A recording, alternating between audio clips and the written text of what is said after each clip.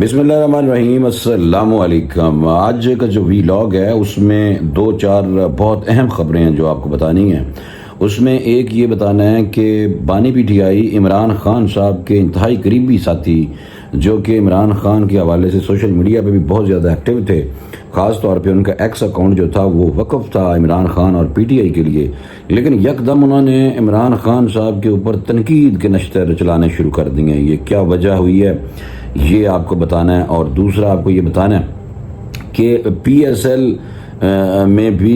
کچھ خاص ہونے والا ہے۔ P S L Pakistan super league, یہ جو کرکٹ سی ہوتی ہے، جو کرکٹ ہی ہوتی ہے سمجھ لو، کہ جو یہ چیمپئن شپ ہوتی ہے جس میں تمام دنیا کے کھلاڑی آتے ہیں پاکستان میں، تو اس حوالے سے کچھ انوکھا اس وقت ہونے جا رہا ہے۔ آپ کو وہ انوکھا جو ہونے جا رہا ہے میں آپ کو وہ بتاؤں گا، اور ڈی اے خان میں خاص قسم کے لوگ جو ہیں ان کو جناب ڈائریکٹلی بغیر بریک کے جہنم واصل کیا گیا سیکیورٹی اداروں کی طرف سے۔ وہ کیا واقعہ ہے میں آپ کو یہ بھی بتاؤں گا، لیکن اس سے پہلے آپ کا فرض بنتا ہے کہ آپ اس چینل کو سبسکرائب کر لیں اور بیل آئیکن کو پریس کریں تاکہ ہر آنے والی سچی پکی خبروں پہ بیس کرتی ہوئی ویڈیو آپ تک پہنچ سکے۔ سب سے پہلے جو بات کرنی تھی وہ یہ تھی کہ سینئر وکیل نعیم بخاری انہوں نے جناب بانی P T I Imran Khan کے اوپر شدید تنقید شروع کی ہے، اور میں ایکسپیکٹ نہیں کر سکتا تھا کہ یہ صاحب جو ہیں یہ بانی پی ٹی آئی پہ بھی تنقید کرنا شروع کر دیں گے، ایک دن آئے گا۔ لیکن وہ دن جو آیا ہے وہ یا تو ان کو جناب ہوش آیا، یا پھر ان کا ضمیر جاگ گیا، یا پھر ان کا سافٹ ویئر اپڈیٹ ہوا، کچھ نہ کچھ تو ہویا ہوئے گا نا میرے دوستو، ورنہ میں دیکھتا تھا کہ ان کے اپنے آفیشیل ایکس اکاؤنٹ کے تھرو بہت زیادہ آگ لگائی جا رہی تھی، اور یہ بڑے دلیری کے ساتھ آگ لگا رہے تھے سوشل میڈیا پہ، لیکن یکدم انہوں نے جناب رستہ دوسرا اختیار کیا۔ وہ یہ ہے کہ یہ کافی مشہور آدمی ہیں، سینئر وکیل بھی ہیں، میزبان بھی رہے ہیں، بڑا اچھا موصوف بولتے ہیں، کمپیٹنٹ آدمی ہیں نعیم بخاری۔ تو انہوں نے بانی پی ٹی آئی پر تنقید شروع کی تھی، تو وجہ انہوں نے کہا کہ القادر ٹرسٹ کی زمین کو تو انہیں ہاتھ بھی نہیں لگانا چاہیے تھا، یعنی کہ نعیم بخاری صاحب کہہ رہے ہیں کہ عمران خان صاحب کو القادر ٹرسٹ میں ہاتھ بھی نہیں لگانا چاہیے تھا زمین پہ۔ وہ اگر بانی پی ٹی آئی کے مشیر ہوتے تو انہیں یہ مشورہ دیتے۔ ان بھائی جان نے مشیر کوئی نہیں بنایا، تو انہوں نے کہا اگر میں مشیر ہوتا نا تو میں لازمی یہ ان کو مشورہ دیتا، لیکن مسئلہ یہ ہے کہ میں نے مشیر کوئی نہیں بنایا۔ پھر انہوں نے کہا کہ ریاست کا ملکیتی کوئی ہار آپ کیسے لے سکتے ہیں، یعنی کہ ریاست کا جو ملکیتی ہار تھا گولڈ کا سیٹ، تو وہ آپ کیسے لے سکتے ہیں؟ بڑی دیر بعد بندہ بول رہا ہے، یہ بات تو پرانی ہوگی بہت، اب جا کے بات کرنے کا کیا تک بنتا ہے، اب جا کے بندے کا ضمیر جگ ہے، پاگل بنانے کی کوشش ہے۔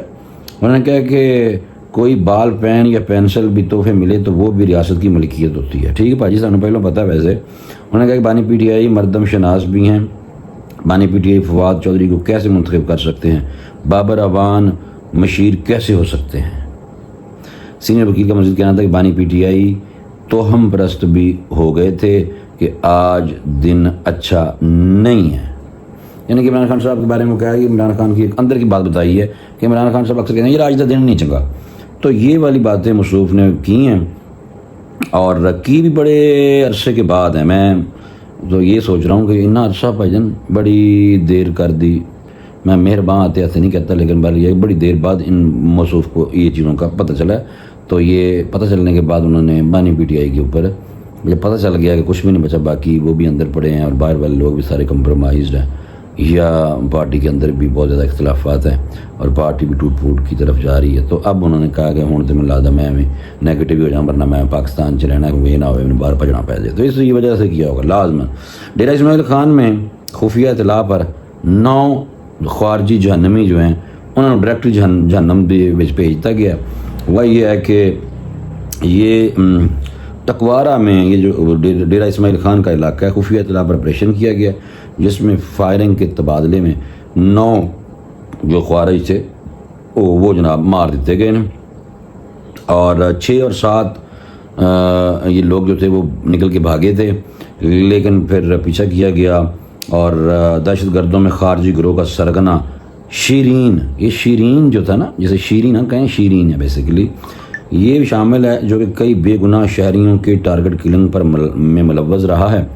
اور قانون نافذ کرنے والے اداروں کو انتہائی مطلوب تھا شیریں۔ تو آئی ایس پی آر کے مطابق کیپٹن حسنین اختر کی شہادت کا ذمہ دار بھی دہشت گرد شیریں تھا اور علاقے میں سیکیورٹی فورسز کا کلیئرنس آپریشن جاری ہے۔ آئی ایس پی آر کی جانب سے یہ بتایا گیا ہے جناب، اور پاکستانی قوم فورسز دہشت گردی خاتمے کے لیے پرعزم ہے، یہ بھی آئی ایس پی آر کی طرف سے کہا گیا ہے۔ اور وہی ہارڈن اسٹیٹ پالیسی جو چل رہی ہے اس کو مد نظر رکھتے ہوئے بہت زیادہ سختی ہے، اور اس سختی کی وجہ سے جناب آپریشن ہو رہے ہیں، اور آپریشن بھی جناب ایسے ہو رہے ہیں کہ جہنمی جو ہیں ان کو ڈھونڈ ڈھونڈ کے مارا جا رہا ہے، کہ جہاں پہ بھی جہنمی نظر آتا ہے وہ کہتے ہیں اس کو مار دیا جائے۔ تو یہ پاکستان کی طرف سے یہ جب سے آرمی چیف صاحب کی طرف سے یہ اسٹیٹمنٹ آئی تھی، بلکہ انہوں نے ایک تقریر میں یہ کہا تھا کہ بھائی اب حکومت جو ہے وہ، یعنی کہ حکومت کو بھی اور فوج کو اکٹھے ہو کے تو ان لوگوں کا مقابلہ ہم نے کرنا ہے اور ان کو ڈھونڈ ڈھونڈ کے ہم نے مارنا ہے، کیونکہ اس کی وجہ یہ ہے پاکستان میں جو آپ کو پتہ ہے کہ دہشت گردی کی جو لہر ہے وہ رمضان شریف سے ایسی شروع ہوئی کہ وہ کم ہونے کا نام نہیں لے رہی تھی، لیکن پھر آپ نے دیکھا کہ پاک فوج نے رج کے سختی کے ساتھ ان کو نمٹا ہے، آپریشن کیے ہیں، اور جن آپریشنوں کی وجہ سے آج ہمیں اکثر نظر آتا ہے کہ کتنے لوگ دہشت گرد جو ہیں وہ پکڑ کے مارے جا رہے ہیں۔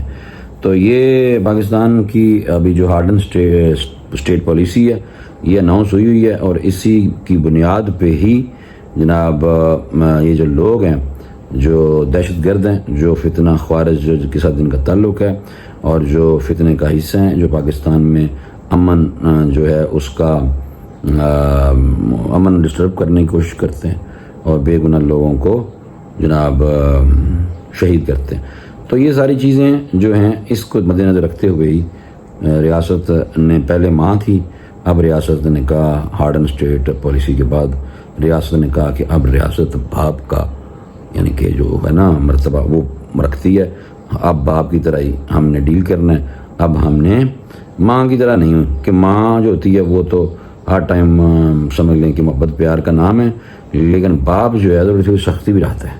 تو اب انہوں نے کہا کہ ریاست ماں کی جیسی نہیں ہے، اب ریاست آپ سمجھ لیں کہ باپ کی جیسی ہے۔ اچھا دوسرا یہ پی ایس ایل جو ہے نا ٹورنامنٹ، یہ جو سپر لیگ یہ جو سپر لیگ ہے نا بھائی،